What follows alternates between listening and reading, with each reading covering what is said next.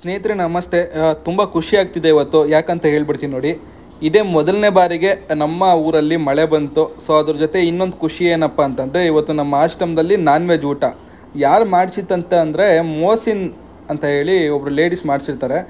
ಅವ್ರ ಮಗಂದು ಹುಟ್ಟುಹಬ್ಬ ಅಂತ ಹೇಳಿ ನಂಗೆ ಸಿಕ್ಕಾಪಟ್ಟೆ ಖುಷಿ ಆಯಿತು. ಯಾಕಂದರೆ ಇವತ್ತು ಮಳೆ ನೋಡಿ ತುಂಬ ಸೆಕೆಯಿಂದ ತುಂಬ ಬೇಜಾರು ಮಾಡ್ಕೊತಿದ್ರು ನಮ್ಮ ಆಶ್ರಮದಲ್ಲಿರೋರು. ಫ್ಯಾನ್ಗಳು ಎಷ್ಟೇ ಹಾಕಿದ್ರು ಕೂಡ ಬಿಸಿ ಗಾಳಿನೇ ಬರ್ತಿತ್ತು. ಸೊ ಹಾಗೆ ಹೊಟ್ಟೆ ತುಂಬ ಊಟ ಮಾಡಿದ್ರು ಎಲ್ಲ ನಮ್ಮ ಆಶ್ರಮದವರು.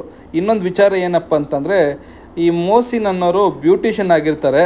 ಇವರು ಬಡವರಿಗೆ ಉಚಿತವಾಗಿ ಬ್ಯೂಟಿಷಿಯನ್ ಕೋರ್ಸ್ ತರಬೇತಿ ನೀಡ್ತೀನಂತ ಹೇಳಿ ನಮಗೆ ತಿಳಿಸಿರ್ತಾರೆ.